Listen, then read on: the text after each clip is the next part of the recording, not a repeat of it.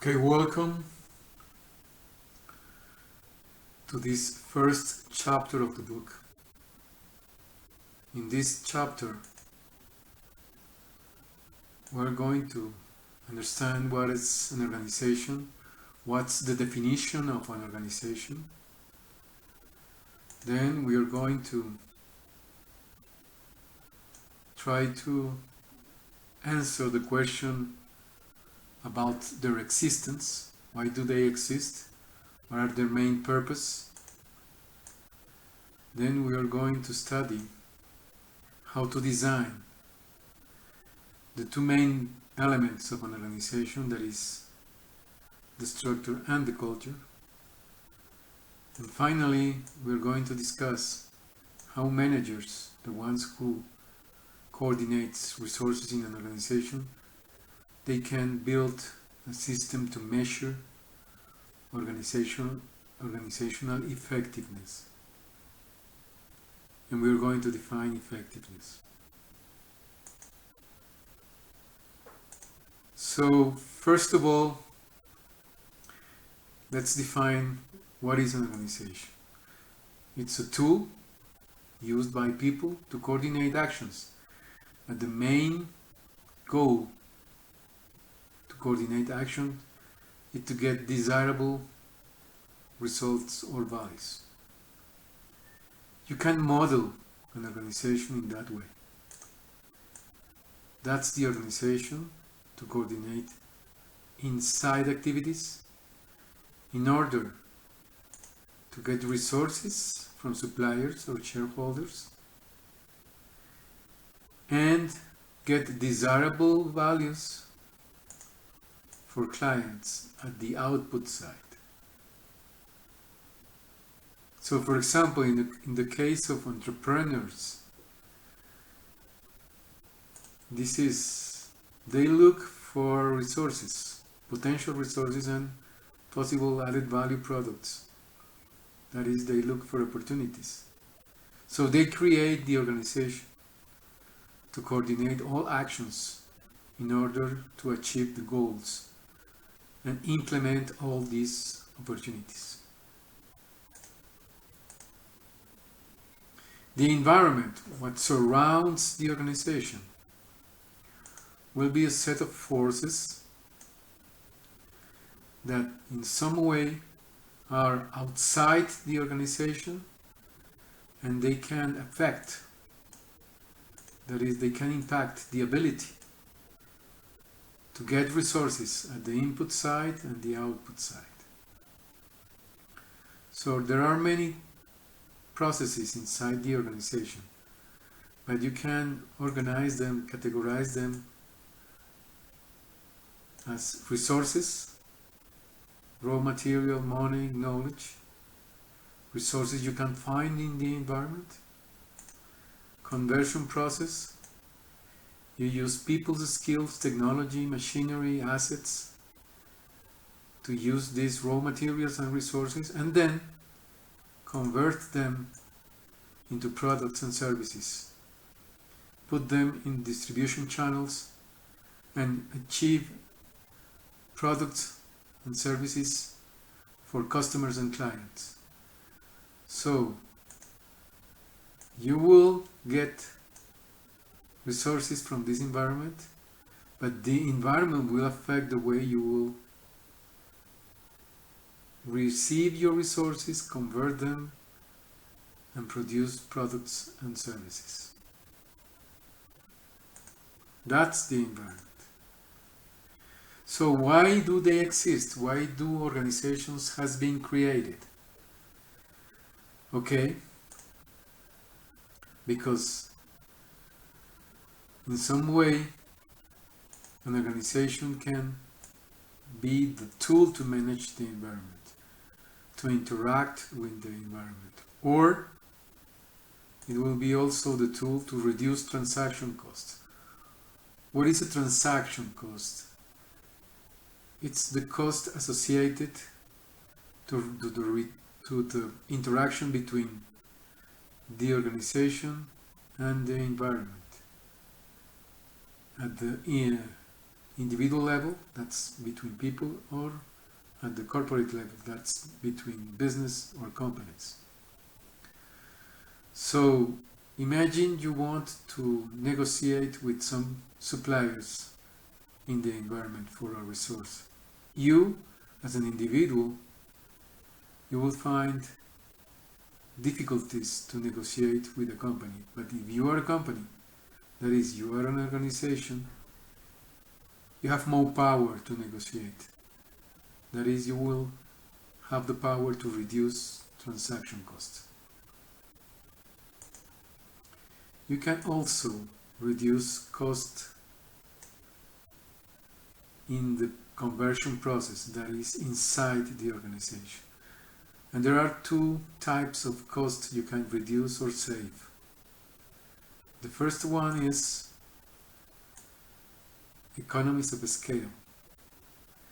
That is, using the same number of resources, amount of resources, but with a large volume of one good. You produce more of one good, you reduce cost, unit cost. Or economies of scope.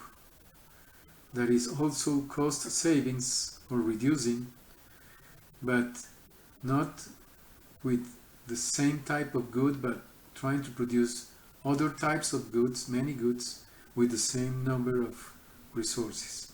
That is, using more effectively these resources.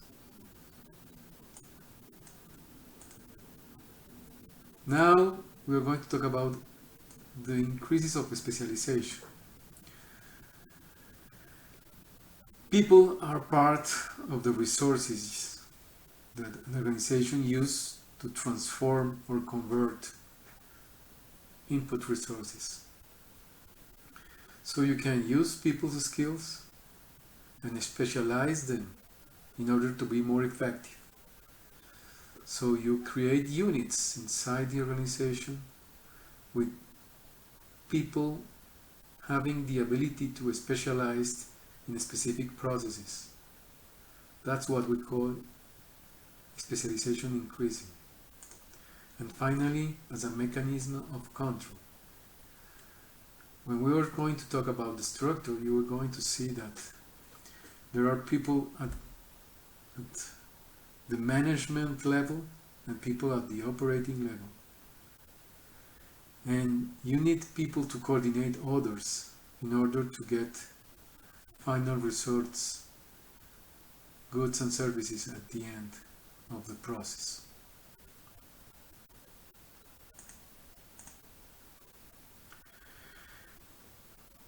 There are two main ways to understand an organization.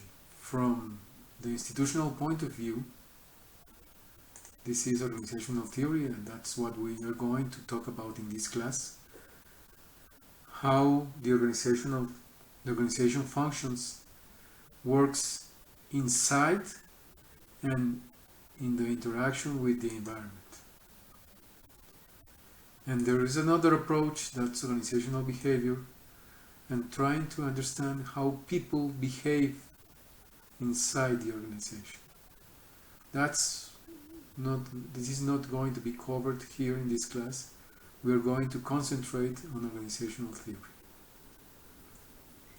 And what will be the two main elements that we are going to study under organizational theory? The first one is the structure. That is how you organize people inside the organization, how you define authority, how you define processes and task responsibilities. And the culture. What are the explicit or implicit norms and values that will guide people to behave inside the organization?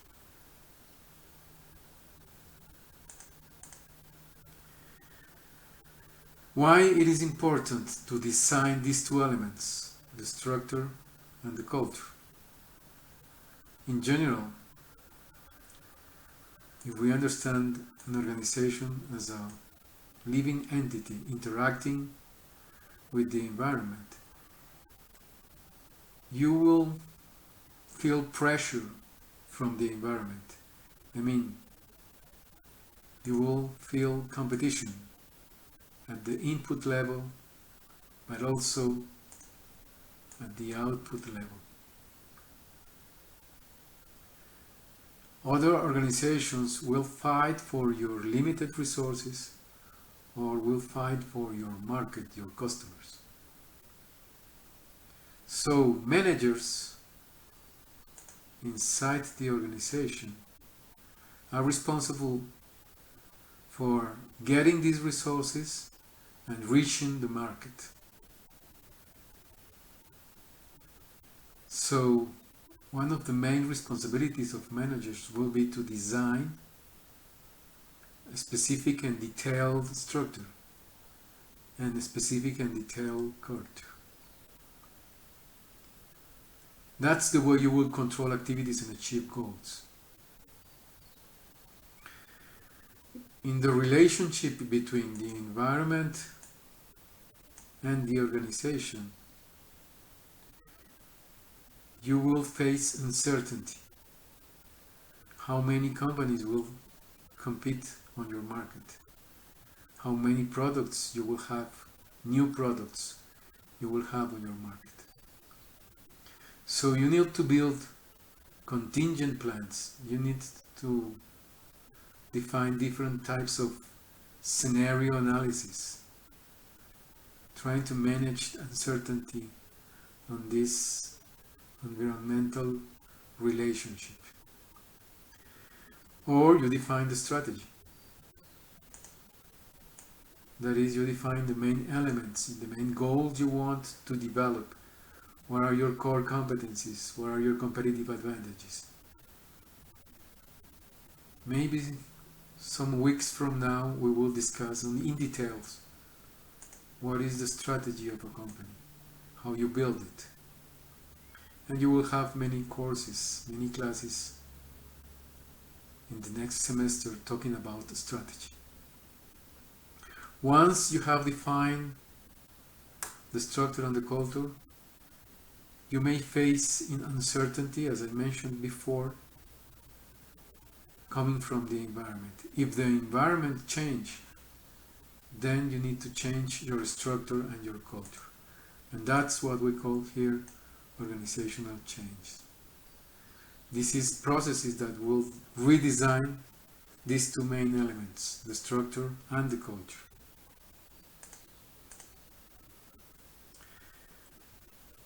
So how you will react to these environment pressures?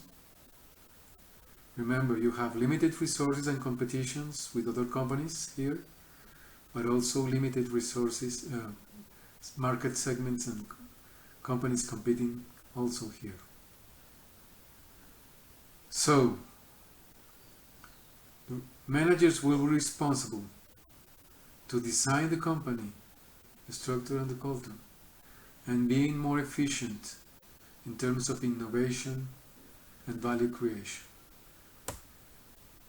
What is effectiveness? Effectiveness has two elements. The first one is being effective, that is reaching your goals of market, but also being efficient, that is doing it at the least possible cost, that is optimizing your resources to reach your goals. Remember, you need to be responsible for being effective and being efficient, two different concepts.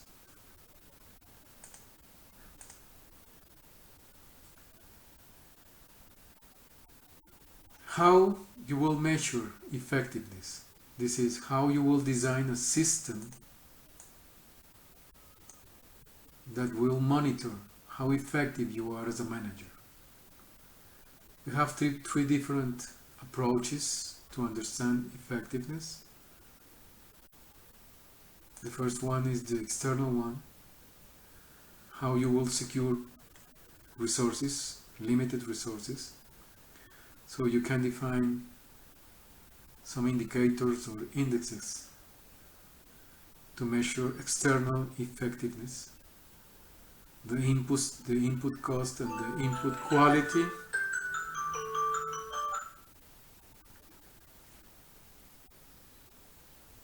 Input is the stock price, that is how valuable are your organization for investors, and finally how your employees will affect the way your organization works, that is the quality of skills and abilities your employees have.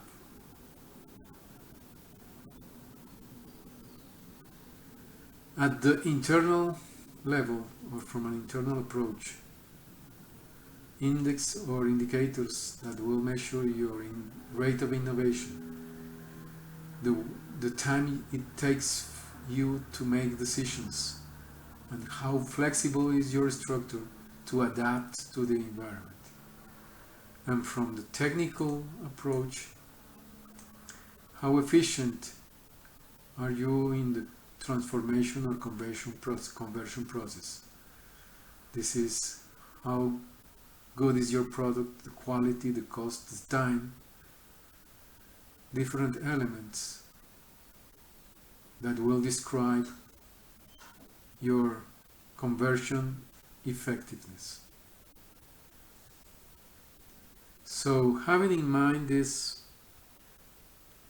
that is why an organization exists, how you define it, how you manage it, and how it interacts with the environment, I will leave you here two questions to think on. The first one, how they create value in an organization, and what will be the role of entrepreneurship in this process. And the second one is what is organizational effectiveness, and discuss these three approaches I just described. Okay guys, that's all for this week, and remember, prepare and read your cases that we are going to discuss in class.